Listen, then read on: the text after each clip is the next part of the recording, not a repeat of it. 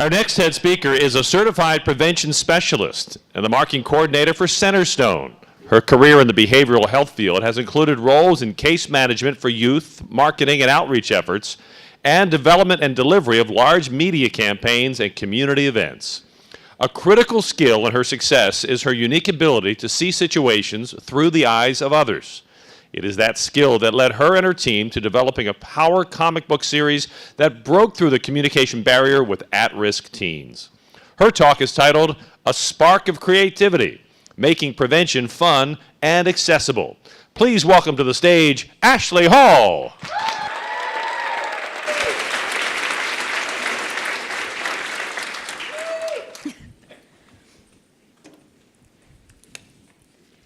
Let's think for a minute how teens today are living differently than teens did in the 50s, 60s, 70s, 80s, or even 90s.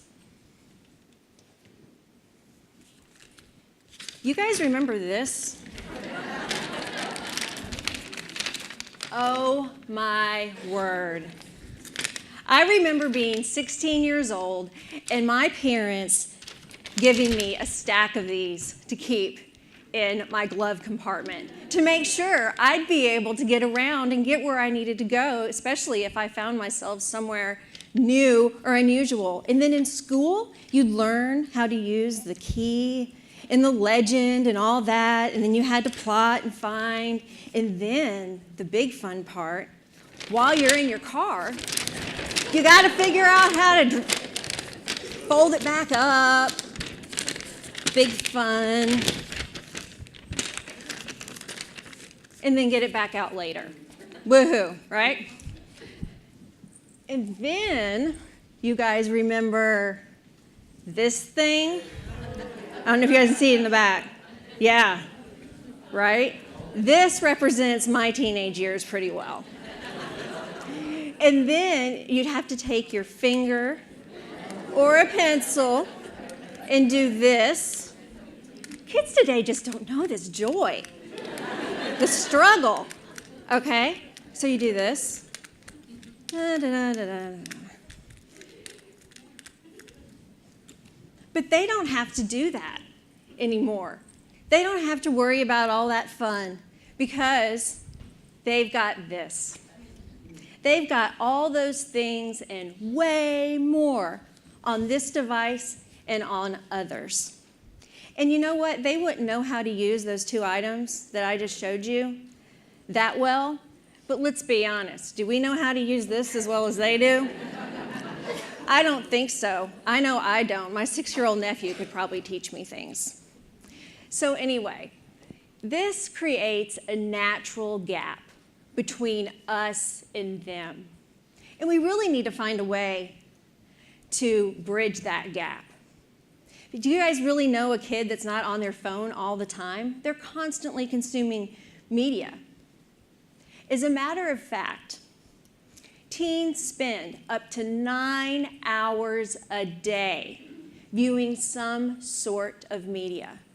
This can be Google, this can be Snapchat, this can be texting, anything, but they're constantly online doing something. Now, this, we all know it's got good and bad. A big, unfortunate part of this is all the scary misinformation they're gaining in these outlets. It's all over the place, and it's coming to them constantly.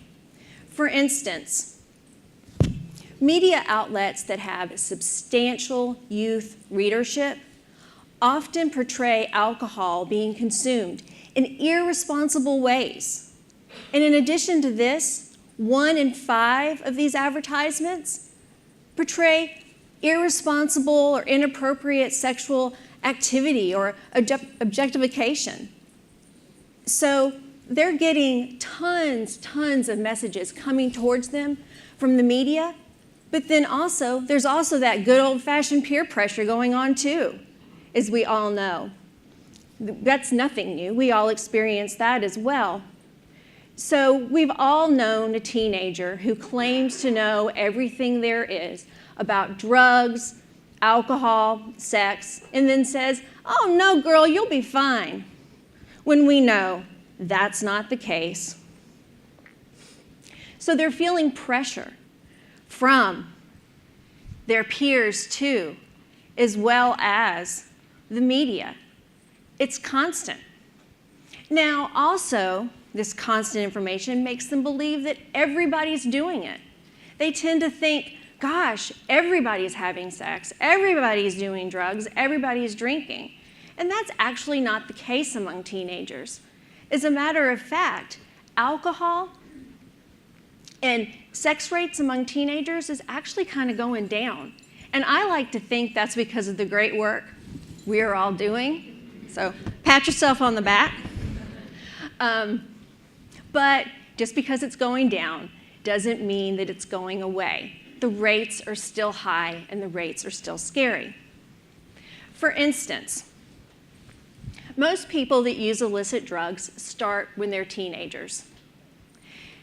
As a matter of fact, we have about 3 million new users a day. That would fill the state of Mississippi. Or you can look at it another way. We have about 8,000 new users a day. How many of you guys have been to the Ryman? Okay, great. If you haven't, you need to go. Well, that 8,000 new users a day would fill the Ryman Auditorium 3 times. And about half of these are under the age of 18. Alcohol. We all know alcohol is illegal to drink if you're under the age of 21. But about 11% of alcohol is consumed by people between the ages of 12 and 20. As a matter of fact, if you took all the beer consumed by teenagers and took the bottles and lined them up beside each other, they would actually reach from here in Nashville to Moscow. And FYI, adults drink 9 times that much. Teen sex. Of the 20 million new cases of STDs a year, half of those are attributed to teenagers. That would fill up my old home state of North Carolina. So we know that these statistics are staggering and scary. But teens, again, aren't thinking like us. They're just thinking in the moment and quickly. Basically, they're digital and we're still analog. So let's think a little bit more about the way they're seeing things. Let's go back to that tape that I pulled out earlier. I can remember when I was a teenager, I remember my little pink boombox with my antenna that I would try to get just right to hear the radio. You know, teens don't have to do that anymore. They don't have those struggles. Think about book reports, you know, or a research paper and going to the library and pulling out the card catalog. They don't have that anymore. They don't have to learn how to do all that with the librarian. It's just amazing to me. They just pull out their phone and do their research. It's nuts. So, you know, and they're not bored anymore. My colleague David, he has 2 teenage daughters, and he was telling me the other day, he said, they're never bored. I'm like, what? I remember being bored all the time. He's like, no, they've got Netflix and social media and everything else. They have no reason to be bored. And I'm like, oh, wow. Yeah, you're totally right. I mean, they wouldn't. They'd have no reason to be bored. And so it's as if they're just, you know, going constantly and thinking in the moment. We all have unfortunately, know of a story where a teenager gets in trouble or has an issue with sending a nude photo, with sexting. We've all heard about it in the news. And teenagers are just thinking in the moment. They just want the affection of that love interest when they send one of those pictures. You know, they send a nude photo just wanting that loved one's affection. But, you know, we know that that can go majorly wrong. So what do we do? What do we do? We need to find a way to meet these teens where they're at. We need to reach them when they're going 1,000,000 miles per hour, because it's as if they're going 70 miles per hour in a car and don't see the curve ahead. What do we need to do? We need to find a way to meet them where they're at. So at Centerstone, we did just that. About 5 years ago, my colleague Ian and I were at a conference. Not as awesome as NatCon, but it was a conference.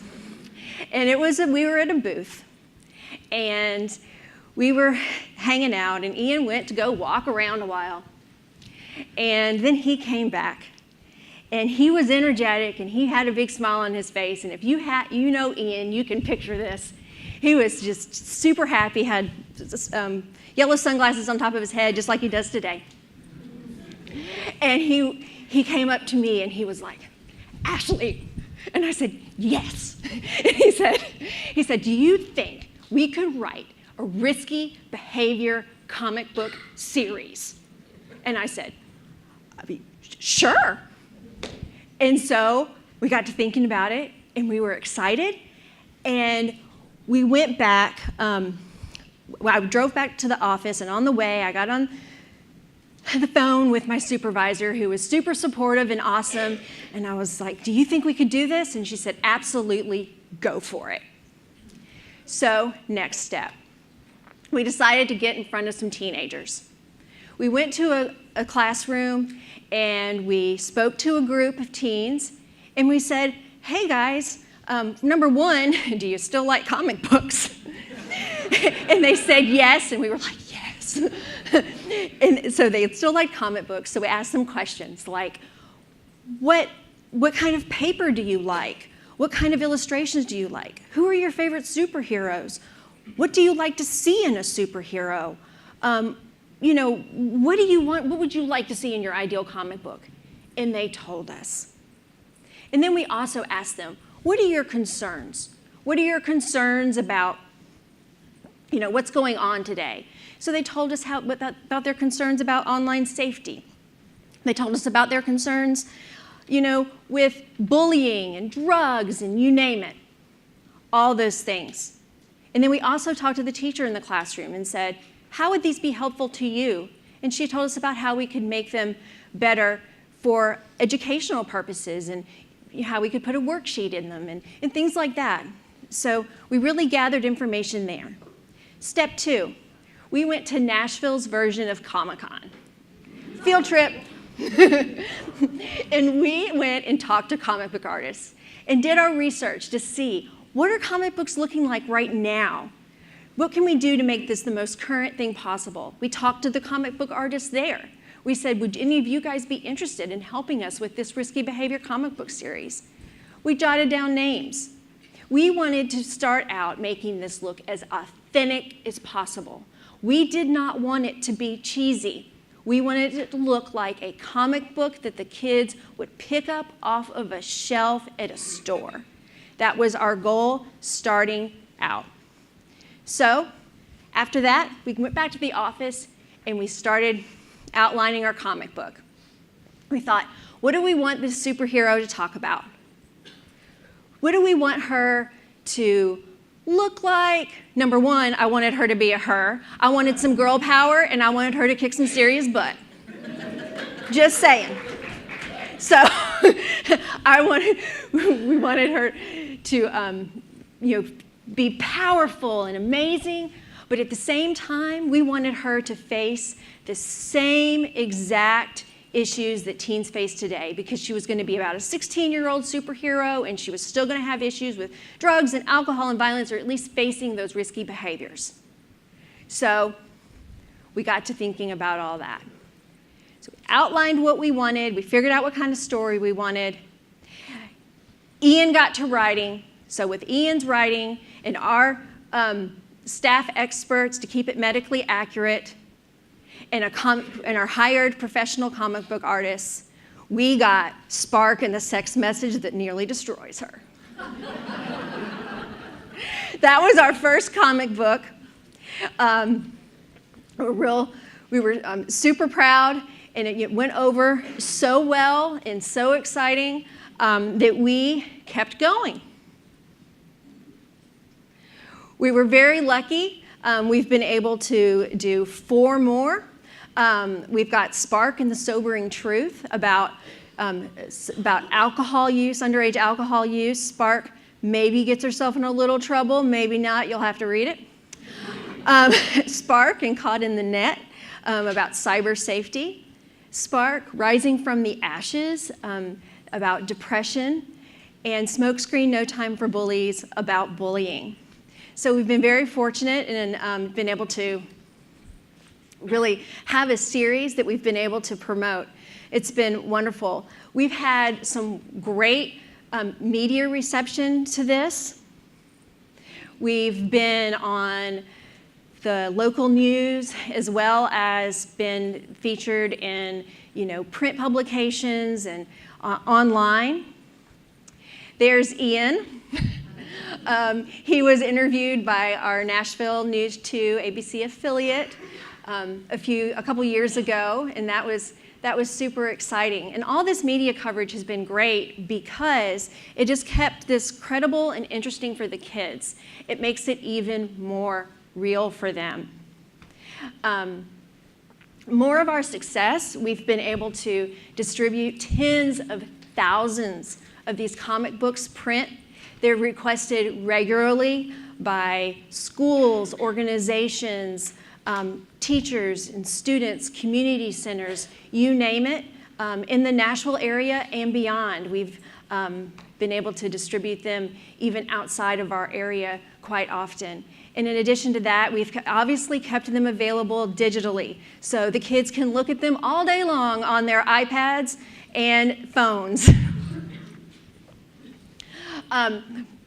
Another wonderful thing we had an outreach specialist named Sierra who worked with us, and she was distributing comic books, and the kids would say, "Are you Spark? Are you Spark? You must be Spark." And honestly, we'd never thought of it, but oh my goodness, she looked like Spark. We created Spark before we hired Sierra. And so she came up to me and she said, "Could I maybe dress up?" And yes. So we hired a seamstress who happened to be my mother and to create a costume, and it has been wonderful. We've been able to have a real live in-person Spark out promoting the comic books in communities, and I tell you, it's been one of the most heartwarming things I've ever seen to see kids and teens come up to her and get excited and want their picture made with her. It's been some of the best days of my work. And she's even been able to go to Comic-Con, kind of one of the places where it all started. Nashville's version of Comic-Con. And she's been able to hang with Spider-Man and Superman and Batman and the Stormtroopers. So it's been really, really, really great as far as that goes. It's been tons of fun, tons of fun. Those are the days where you can't believe you get paid to do this. In the future, we definitely want to create more comic books. We are currently writing another one right now, like literally, we were just working on it yesterday. And this is really, we want to continue promoting and distributing the comic books we have, of course, as well. And this has really sparked our creativity to remember to think outside of the box when you're reaching these kids. You have to think about meeting them where they're at, going to their pastimes, going to where they are, going to where they're having fun, and trying to teach them there. You can't always expect them to come to you or want to listen to a boring adult lecture.